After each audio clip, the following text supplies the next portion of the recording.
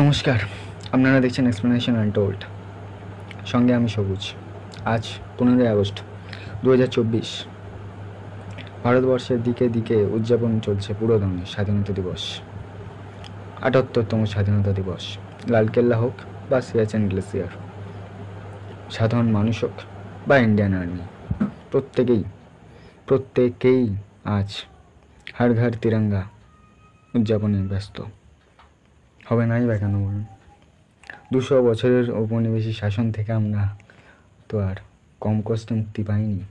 অনেক কষ্ট, অনেক যন্ত্রণা সহ্য করতে হয়েছিল আমাদের বিপ্লবী ভাইদের। কিন্তু আজ কোথাও গিয়ে বাঙালির মননে না লালকেল্লায় পতাকা উত্তোলন বা রেড রোডে পুলিশ ব্রিগেডের প্রদর্শন, এগুলো হয়তো কোথাও গিয়ে তেমন একটা অ্যাট্রাকশন তৈরি করতে পারলো না। কেন জানেন তো? তার কারণ এর থেকে বেশি অ্যাট্রাকশন ছিল 14ই আগস্ট মধ্যরাত এবং 15ই আগস্টের ভোর রাতের ওই reclaim the night by the ফেমিনিস্টস।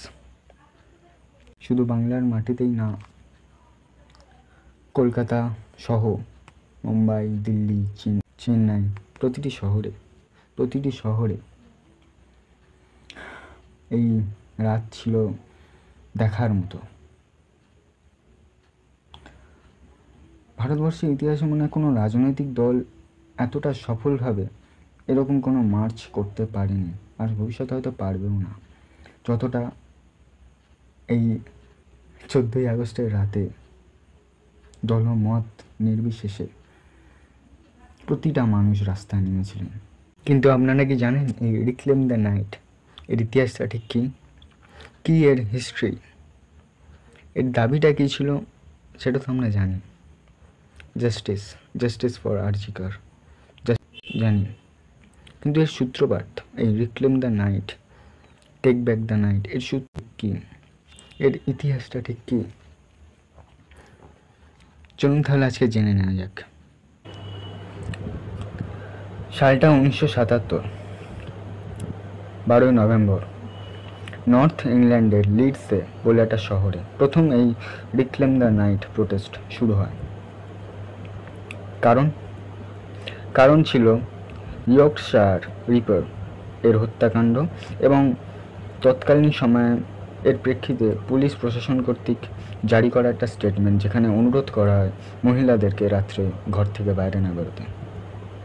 এর প্রতিবাদে সরব হয় লিডস বিপ্লবী নারীবাদী group, Leeds feminist revolutionary group. এই মার্চ বা এই মিছিলের অনুপ্রেরণা ছিল 1976 সালে ব্রাসেলসে পুরুষ সংহিতার বিরুদ্ধে এক ধরনের মার্চ। না, সেটা এতটা জোরালো হয়নি যতটা লিডসে হয়েছিল 1977-এ।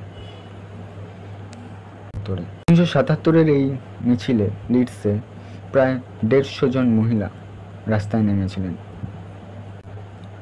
আসলে ইয়র্কশায়ার রিপারের মার্ডার এবং সিরিয়াল কিলার পিটার রাটক্লিফ, এই ইস্যু লিডসে প্রচণ্ড পরিমাণে ভাইরাল হয়, প্রচণ্ড পরিমাণে চর্চিত একটা বিষয় হয়। 1977-এ ইয়র্কশায়ার রিপার খুন হন। 1981-তে এই পিটার রাটক্লিফ দোষী সাব্যস্ত হন 13টি খুন ও রেপ কেসের অভিযোগে। কিন্তু 1977 সালে এই প্রোটেস্ট এখানেই স্তীমিত হয়ে যায়নি। আল গারথওয়াট, একজন প্রোটেস্টার্স, যিনি এই লিডসে রিক্লেম দ্য নাইট প্রোটেস্টে অংশগ্রহণ করেছিলেন, তিনি বিবিসিকে দেওয়া একটা সাক্ষাৎকারে বলেন,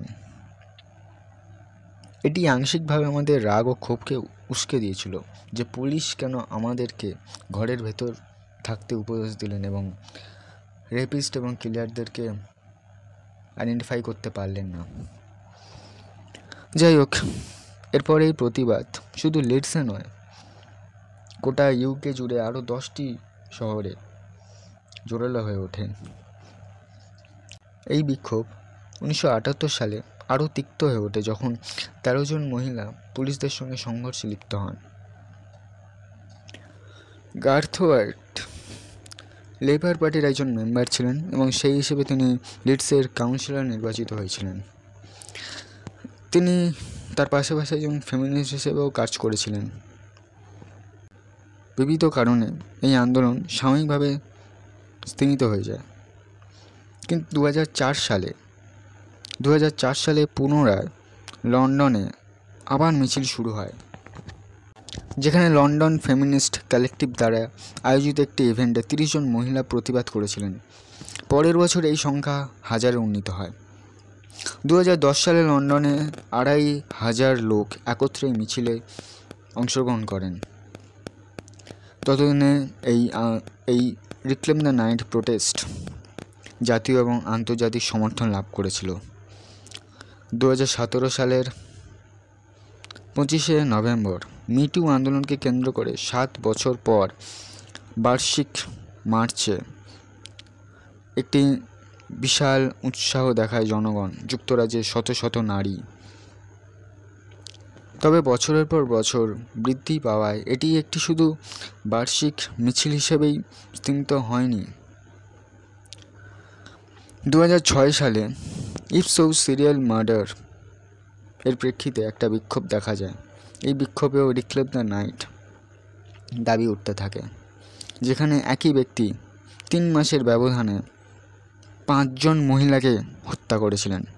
অতি সম্প্রতি 2021 সালে এভারেট মার্ডার বিরুদ্ধে শান্তিপূর্ণ মিছিলও এই রিক্লেম দ্য নাইট অর্থাৎ রাত্রি পুনরুদ্ধারের দাবি জোরালো হয়ে ওঠে।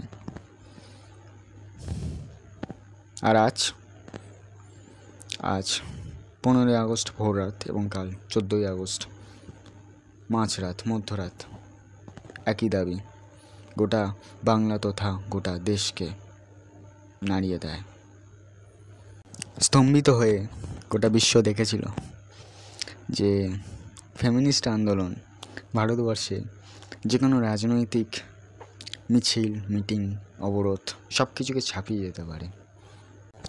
জানেন তো 2012 সালেও সামান্য হলেও এর কিছুটা আঁচ আমরা দেখেছিলাম, আমাদের দেশ দেখেছিল।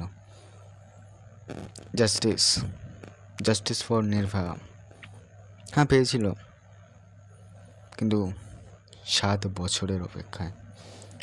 2020 20শে মার্চ ইনসিডেন্ট হলো ডিসেম্বর 2012। জানি না এর জাস্টিস কবে হবে। যাই হোক, স্বাধীনতা দিবসের শুভেচ্ছা তো জানাতেই হবে, বলুন। শুভ স্বাধীনতা দিবস 2024। ভালো থাকবেন, সুস্থ থাকবেন। আমাদের এই ভিডিওটি যদি ভালো লাগে চ্যানেলটিকে লাইক করবেন, শেয়ার করবেন, সাবস্ক্রাইব করবেন এবং আরও এরকম অজানা তথ্য জানতে অবশ্যই বেল আইকনটি প্রেস করবেন। আপাতত চলি, আজকের মতো বিদায়।